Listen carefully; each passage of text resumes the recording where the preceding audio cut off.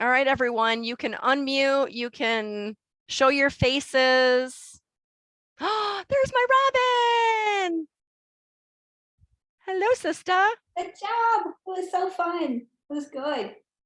Well, he started changing things on me this afternoon and I was getting really nervous. I'm just like, Father, why do you do this to me? It stresses me out. Don't do that. But he just kept different verses. And then it's like, go back and listen to Gail because she had said some things in her teaching that were just, and I didn't even get to all of them, but so many things about, building the house and wisdom and where wisdom comes from. And that if we're not partnering with him and his wisdom, we can't build a house. And how in the world are we going to be prepared if we don't even know how to build the house? Right. Yeah. I love that. I love that. I love what you said too. I put it in the comments because I was like, I wanted to remember, the gospel, right? The gospel from beginning to end. And how good is the good news if we don't want to do it? Yeah.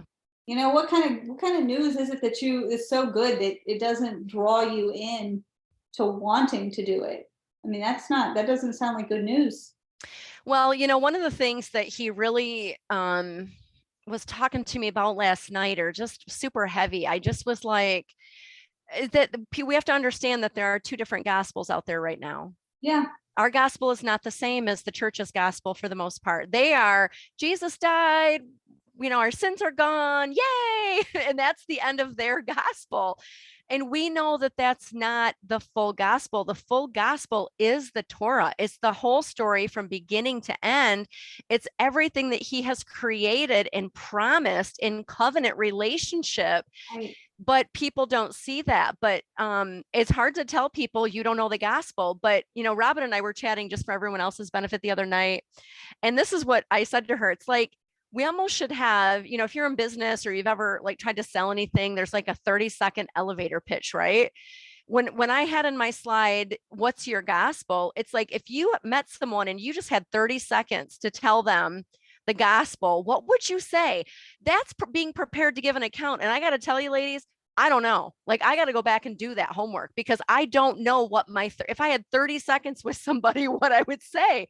But we should know that. We should have this beautiful, and like, what did you say, Robin? You should be able to explain it to a 5-year-old, right? Right. Yeah. Just the narrative, right? Do you Just understand the it well narrative. enough to be able to explain it to someone who's 5? And that's the good news. And I love that. I mean, if the good news begins with the murder of the Son of God, Right. yes, that's beautiful. That sacrificial love is a beautiful expression that transforms. But what are the next steps? Right. What does it lead? What does it compel you to do? If someone loves you that much that they'll lay down their life, and you in turn think that you can just, for your freedom in Christ is freedom to sin, No, freedom to continue in sin. It just doesn't make sense. but I think now more than ever, it's just so important that I don't know, that we have a heart to love people Yeah. because it's so hard. I mean, let's be real. When we get in conflict with family members or whatever, it's really hard to want to walk this out in love sometimes. I mean, it's such a battle for me. Like every day, I'm like, wake up every morning, like die to the flesh today, right? Every morning we have to get up and die to the flesh because every day our flesh rears its head. We live in such an imperfect world with just junk all around us, and we are so sucked into it. And It's true. it's just not easy to really maintain this idea of keeping your heart set apart to Yah. Like Yeah. that I think that was my biggest takeaway of this whole teaching is I have to really figure that out. What does it mean really to have my heart set apart for Yahovah? Right. Because if I'm really consecrating my innermost being and I want to live in active dedication to who he is, people need to be able to see that. It needs to look like something. It's not just lip service. And so I can talk a good talk, but what does the rest of my life look like? Yes. Yeah. My mom did say something the other day where she was like, she I, when I talk more softly, right? When I take the enthusiasm or the conviction, is what I think of conviction, out of my tone. And I told her, just the other day, I was like, look, I was like, I'm trying to tell you guys these things, and the time with which we have for you to understand, whatever that time is, like, things are not going to get easier in this life. So I feel like it's an incredible blessing for the Father to have shown me, illuminated the path so that I could walk on it without stumbling, which is what his word tells us he will do for us. Right. And I've had the time to let these things go down and get deep. And the word is very, gives a warning to those that are, maybe like immature figs on a tree. They're not able to latch on in times of tribulation. They're like nursing children, and they don't have that root system established. And so they just kind of fall off. And I'm sitting there going, this is important. And so, my mom was just saying that, like, hearing it from that side of things meant, helped her, I guess, maybe to hear better. I don't really know. I don't know what the magic formula is to get people to really hear. But I woke up this morning thinking about, again, the Lord was reminding me to use his word like a scalpel, like in the hands of a surgeon, right? Yes. Just gently take out our own flesh, preferably. But then he took me to Ezekiel chapter 9 today. And it's like, for those of y'all that don't know, this is where Yah is marking his chosen in their foreheads before he judges the city of Jerusalem for their wickedness. And he's like, and there are 6, I'm going to say angels, right? There are 6 spirits of the Lord that come up, and they're wielding a battle axe. And I was like, that's not my job. Right. The battle axe is not my job. That's why I was giving the examples, like we take our sword, right? And we're careless. Right. We're just like, we're slashing people all over. And I love, and I've heard that analogy before about the scalpel. It's like, sometimes you just need to go around the outer edge a little bit and just cut a little piece off to help someone. You don't need to mutilate them. Right. Erica, would you unmute and share? She put in the chat, the gospel is about a new kingdom rule and what it brings. And I'm curious to hear more about that. Through the Bema teaching on the Bema podcast, I really got a broader prospect of what gospel, because I think for us as Christians, we thought that gospel is only about Yeshua, and it was a Christian idea. But this is an idea that goes back. I mean, we know the word is in the Old Testament. Those who bring the good news, what's the verse? I'm so bad about to rattle them off. But the good news, their feet are on the mountains that bring good news. Okay. Beautiful are the feet of those who bring good news. Yes. Right? Yes. There you go.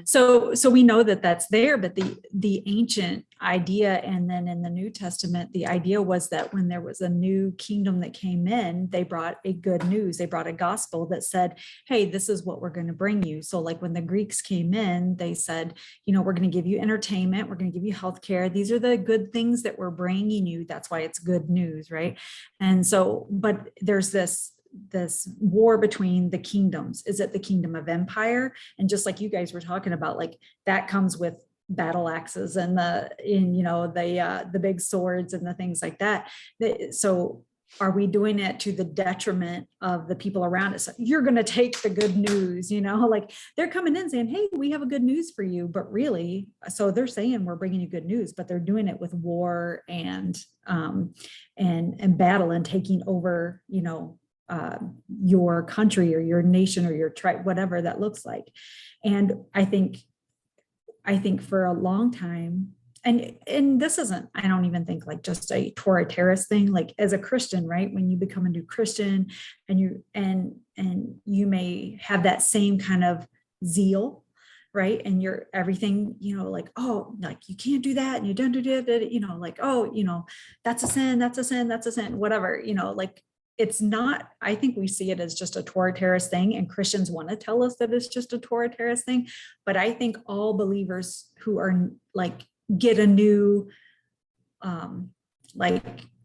a new, what is it? Like a idea about life and what he's A new, offering. like a new revelation. A new revelation. Like Okay. we just want to share that with so much zeal that sometimes we are going forth too heavy with it.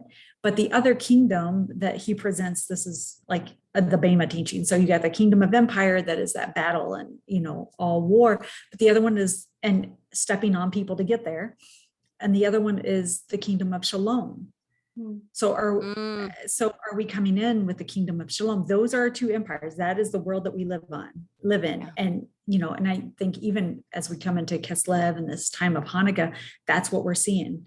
There was that kingdom of empire that kingdom of shalom had to actually physically fight against, right? To restore that kingdom of shalom. And that's what the Father wants. He says, look, I'm not doing this with a strong hand. I'm doing this, with love your neighbor, love me, let's live in unity.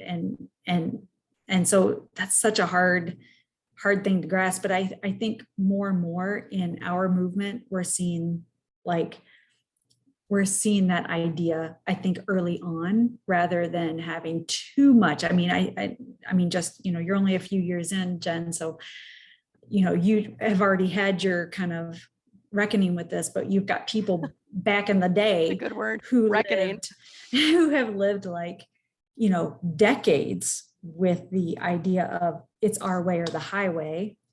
Mm-hmm. And now they're seeing the fallout of that because their family, their children are leaving the faith. We've got some families that moved. As I'm listening to this, I'm thinking we've got some families who have left the faith, and there's a whole situations around that.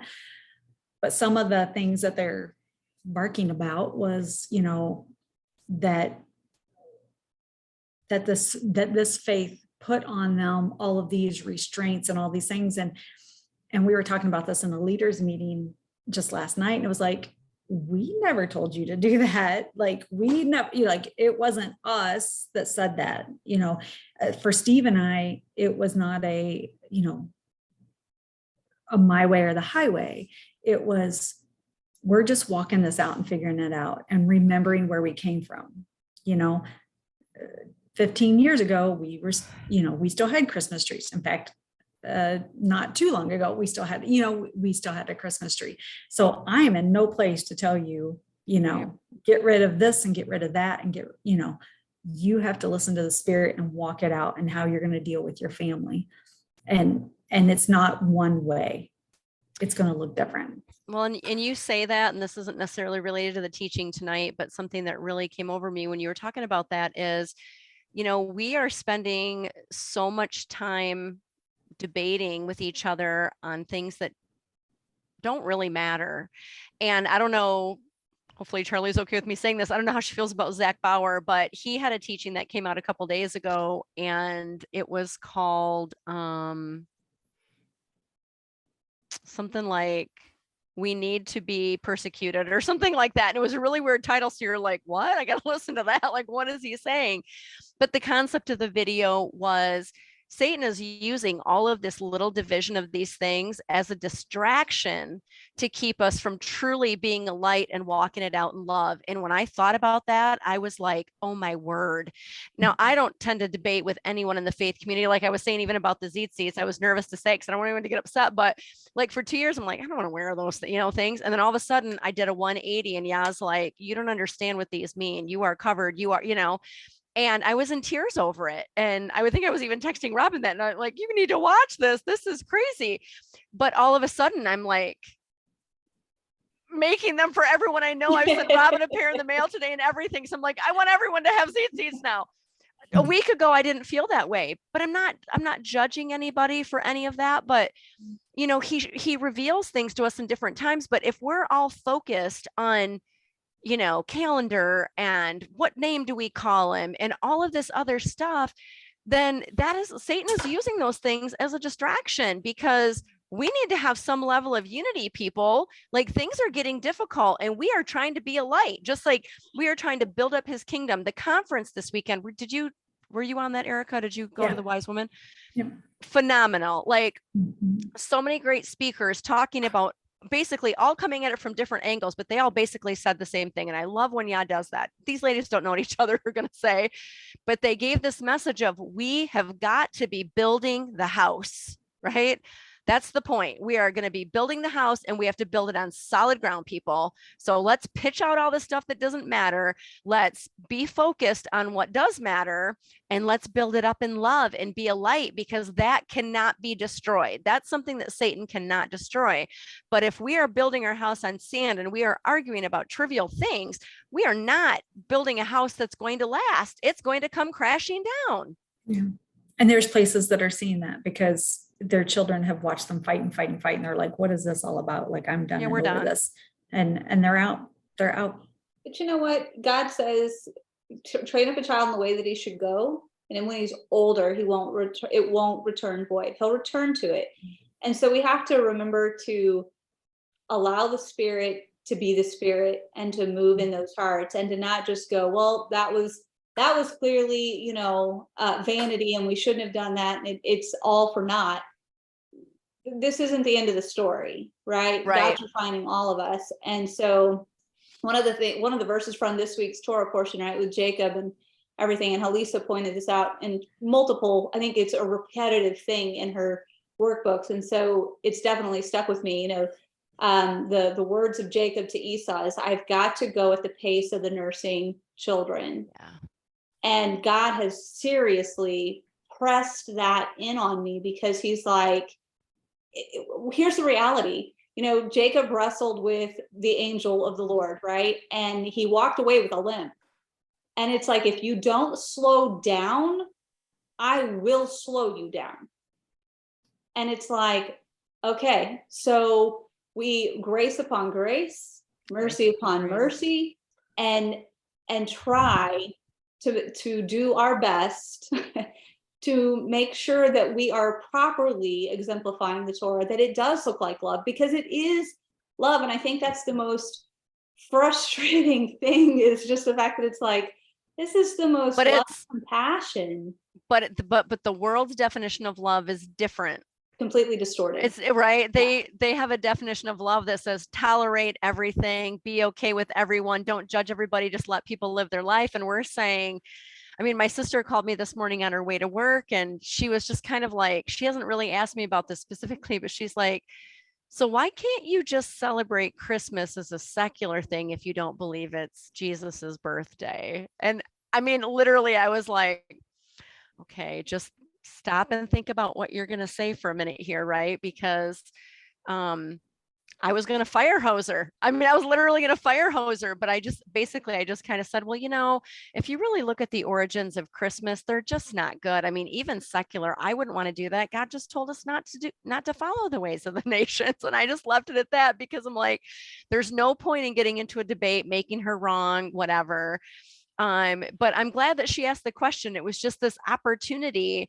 But I mean, you know, what is love? What is truth? It's so subjective to the world based on what Torah says it is. They're not even congruent. I mean, they basically run like this, right? This is the world's way of love, and this is our way of love. And it's like they might have one tiny point of intersection, be kind, but other than that, they're just not aligned. They're not parallel. Right. It's true. It's interesting. It's good. That means that she's thinking, you know, and that's ultimately, that's it, is this isn't difficult. It's not so hard that no man can do it. It's edifying. It edifies us. It should come out our mouths because it's in our hearts. And so in time, we pray that they'll see that and just choose the blessing and not the curse. Well, you know, that's another thing I was talking about in the presentation that I just want to reiterate one more time, because it was really cool that I've never noticed that the Bible says obey the gospel, which means it can't be something that was new in the New Testament. And so I've been thinking about that, and I'm like, what a great, like, taking a couple of those verses that are in the New Testament, 2 Thessalonians, whatever, and be able to share those with people. Like, wow, the gospel's to be obeyed. I wonder what that means. Like, how do you obey a death and resurrection? There must be more to it than that, right? I mean, that seems like a concept that would trigger with people in a nice, loving way. Just like, what do you think it means when the Bible says we have to obey the gospel? Like, Yeah. I mean, Because anyway. if you're never put in a place, if your life doesn't come at a point where martyrdom is what becomes you, right? Mhm. Then have you ever truly fully obeyed the gospel? That's a good question. I Right? Like thinking if that's maybe what it not. means, if that, because they're going to take that to mean lay your life down for your friends. You know, Yeshua put his life on the cross. That's what they're going to take it to. But then how can I ever really truly be obedient to that if I never literally have to die on a cross or through being persecuted? So the gospel has to be more. Mhm. Yeah, that's a good thought too. Well, does anyone else have anything? Jennifer, I see you're busy just a cooking away, but do you have anything? She's like going to town shopping and everything else. She's good to go for tomorrow. My eyes are watering from the onion. Yeah, can you hear me? Yes, we can. Yeah, this was really good for me because my sister's coming Christmas night, her husband, and then their little daughter, and my mom's coming. And so, I think in the past, it was more of like, let's just show them the gospel, right? Let's just show them God's love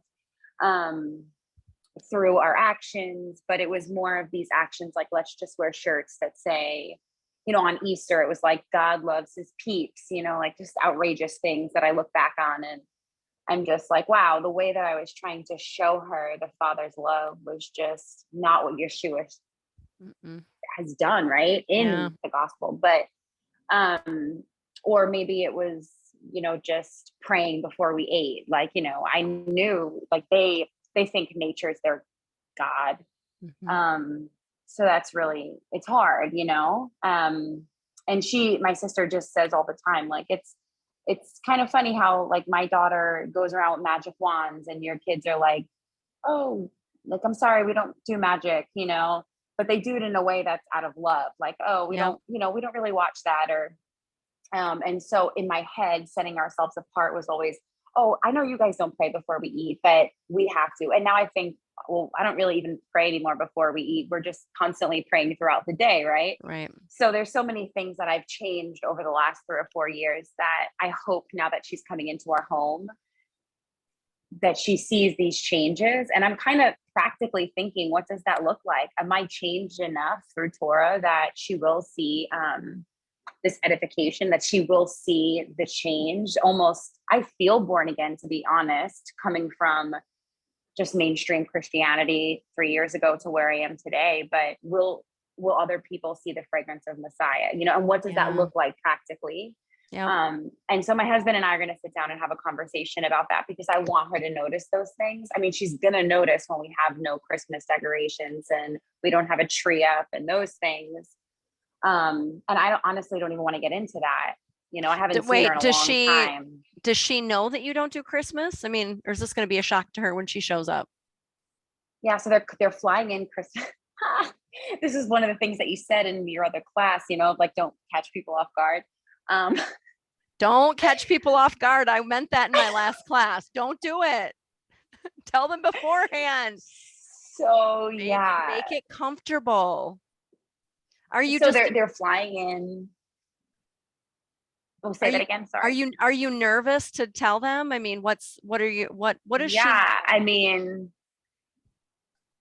I don't have a type of relationship. It's very like, I have a very surface relationship with my sister. And so she says, oh, you're my best friend. But to me, that my best friend is a sister that I'm walking, this out with. I totally get that. Yep. So, she knows that, like, we love, she knows the changes that we've been doing. She knows that we, keep Shabbat, and she knows she's seen things in our marriage, my husband and I, and with our children. We're homeschooling now. I mean, there's so many different things that she knows, but I don't know. She's flying in Christmas Eve, and she's not, I'm sorry, she's flying in Christmas Day, and we're having dinner we're not actually doing it on Christmas. We're doing it the next day. And, even like the napkins I bought, they're just like wintry napkins. And, we are doing, like, this is another thing too. We are doing some gifts, you know, she bought my kids gifts. And to be honest, last year we did do Christmas and we had all of our families over. And that was the first year out of, this is going to be our fourth, that I felt convicted, but my husband was all about it. And we even cooked we're Italian. So like all the shellfish and, you know, for Christmas Eve. And now I feel like this past year, it was very edifying for us. And so, I did recently send out a text message to our family and friends, and say, hi, I know, you know, some of the changes that we've been doing, like we no longer eat shellfish or pork, no food dye, you know, just around like the holidays or whatever. We don't do gifts. We don't do Santa.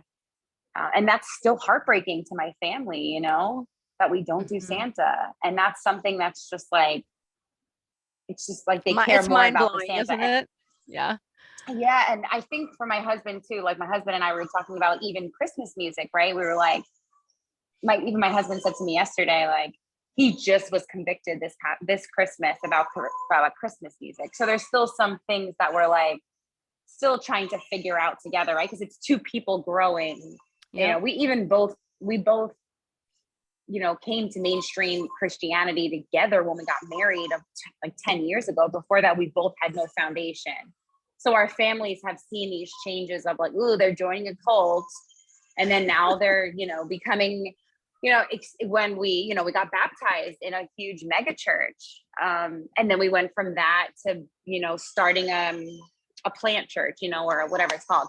In our last home, we started a church in our community, and now we're totally different. So I feel like for them, it's always like, oh, here's to the next thing, you know. Oh, now they're not eating pork, and you know, before I was vegan. Now Jen and Darren aren't eating shellfish. You know, it's like to them, it's like almost. I think they think it's a joke, which is really hurtful.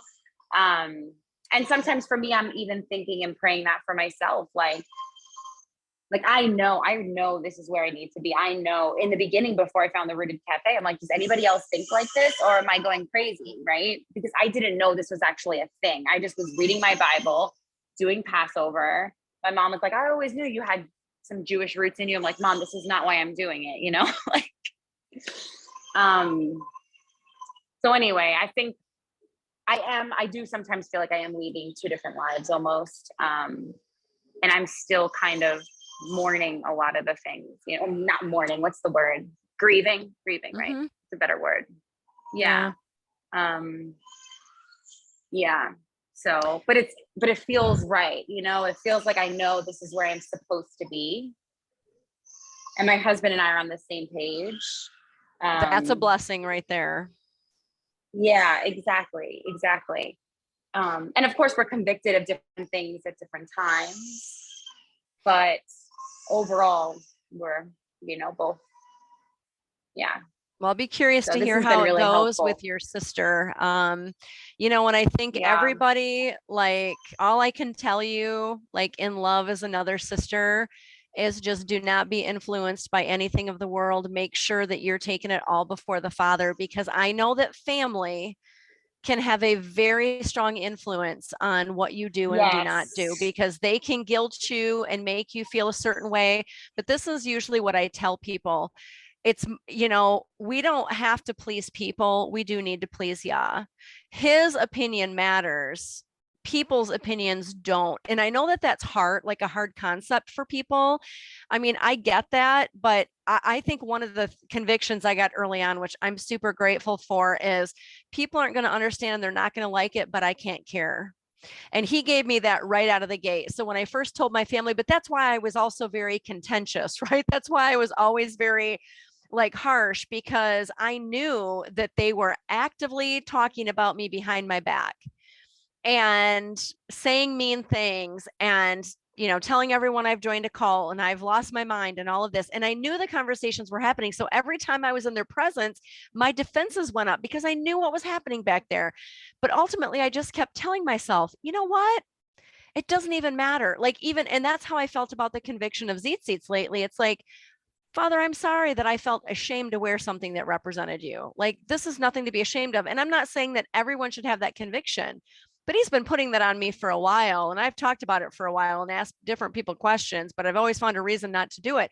But then literally it was like, what do I care what people think? I don't even care. So when I go into Joann's to buy the stuff, that's like our little craft fabric store. I don't know if you guys have those, but anyway, I walked in and the lady's like, well, what are you trying to make? And I'm like, well, they're called zeet seats. They're in the Bible. And I'm just telling her all about it. And I'm like, and I'm not ashamed, and you can think I'm crazy. I don't care. I bought a pack of like 105 skeins of cord. I'm going to be making zeet seats up the wazoo because I bought so many, but I was just so excited about it. But anyway, just, yeah, don't let people influence you, Jen. Just do what the Father's telling you to do, and he will bless you for your obedience. Yeah, I feel like that's something I honestly need to sit quietly in the secret place with the Father, because I am influenced. I still am influenced. Even if I go to a wedding or something, I see how sheltered, this is my mom says, like, that me and my family, like, we're just so sheltered, but I do see how I do guard, like I keep the shalom in our home.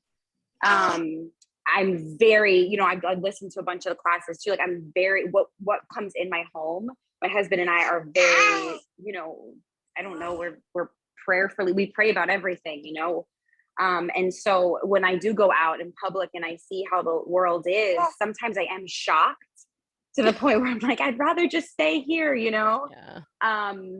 But yeah, so I'm not gonna lie, sometimes I do those, I go out to a wedding and something, or I just say a wedding because that's where we recently were, or a party or something, and it just looks so easy, but then again, it looks so reckless, It's like the way reckless, other people are acting. And I'm not, in a way, before it was, I'm not at the point anymore where I'm mad at them. I'm almost to a point, I go for like a little minute, I'm like, in all honesty, like, wow, that just looks so like freeing. And then I think about it, I'm like, no, that's reckless. What I'm in Torah, that's freeing for me, Yes. that's where the Hallelujah. love's at. That's where I know that I'm at, and so, yeah. So anyway, I'll keep you posted. Yes, please do. Yeah. And do you have a video on how you made them, by the way, the CT? Because I have watched some YouTube tutorials, and You know what I'm going to do for you, Jen? I'm going to make one and I'm going to send it to you. It literally takes me I'll like be 4 wearing it. minutes to make one. I mean, they're really, really easy. And I did find a video and I copied a video, but it was super blurry. So I kept having to pause it and like blow it up and like, wait, what are they doing? So I'll see if I can make one that's better. I did that for my Okay. 4-braid challah. Robin's daughter taught me how to do 4-braid challah, and I made a video and shared it with everyone because I'm like, there's no good YouTube video on how to make a good Same. 4-braid I challah, and know. it's amazing. It's so easy. I just did that too. Yeah. So funny. Thank you. Yeah. Yeah. Thanks so much. This was great. So does anybody have any other questions or comments before we hop off for the night? I just want to say real quick to Jennifer in the position she's in, because everybody's walk is going to look different when they're coming out. Absolutely. So we started on the walk about 20 years ago, but it was a slow move around the mountain. And, our family, so my side of the family is gone. I have a stepbrother and sister in a different state. So they're not really, when it comes to holidays, it's not even really an issue, except that they might send me a Merry Christmas or whatever, as text. But Steve's mom and dad, so Steve has a sister, but she's estranged from the family. So that has been very difficult over the course of our whole marriage in their family. When we began to we knew the origins of Christmas, and it took us a while to really decide and be convicted of that. But yet we would still, and we will still go over to his parents' house. Now, personally, in my walk and for us, and this is not for anybody else, this is just how it worked for us. I feel like that is the way that Yah planned it, and that we continued to go over and spend time with them on Christmas Eve or Christmas or whatever, these last few years when we felt really convicted and didn't do it in our own home. But for us, it was convicting because one, we needed to keep that relationship open with them and not feel like we were excluding, because it was already hard for them to have that day set aside, knowing that they were already missing the child that wasn't there and all the things that went into that. But also about 2 years ago, Steve's mom and dad began to come to our Saturday services and to Steve's Torah study. If we had cut those ties off years ago and said, you're going to spend basically Christmas alone, because it would have just been the two of them, and we're going to be over here, and we live next door to each other, and we're going to be over here just having a normal day. I don't think that would have happened. I don't think that they would be at our assembly now. But because we walked out in love and we've slowly set those boundaries, it wasn't a complete cutoff for us, because that is not the way we felt called to do it in our situation. For our situation, that's how it worked. And so again, it's all about listening to the Spirit to know how to walk this out and how to do it in love.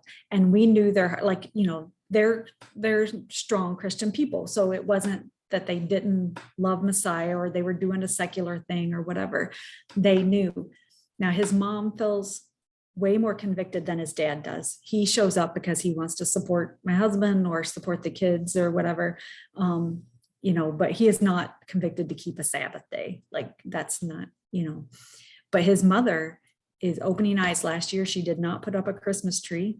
And in fact, I don't think she actually went and bought any gifts. His dad is a huge gift giver. That is his love language. He gives gifts. And so he still gives gifts. But I noticed last year that she did not give any gifts. And she didn't say anything about it. She didn't make a thing about it. But there was no Christmas tree and she did not give gifts. So slowly,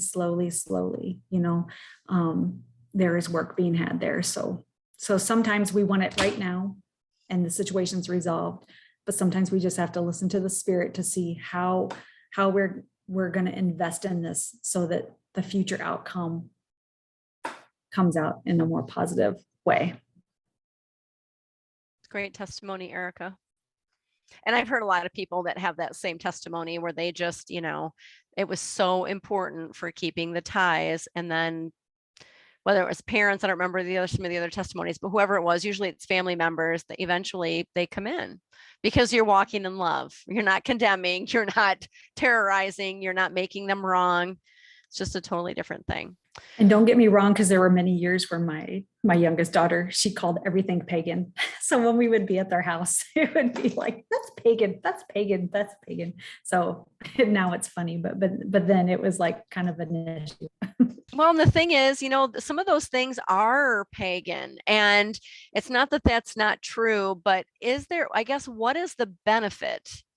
Right? What is the benefit of having to say that to somebody? Like my sister, I did tell her, I didn't even use the term pagan. I just said, well, if you look at the origins, you'll see. If you look this stuff up of where it came from, like I'm not called to engage with the world. He says, do not follow the ways of the nation. So to celebrate it as something secular based on what I know it actually means, I didn't have to use the word pagan. Just that's it right there. Right? So.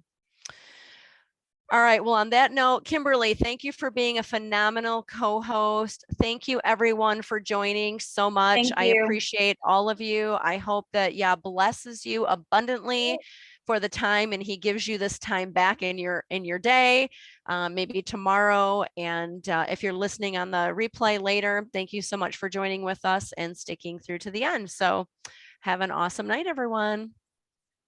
Thank you, Jen. Bye. Thank you, Erica. I appreciate it. Yes, thank you, Erica.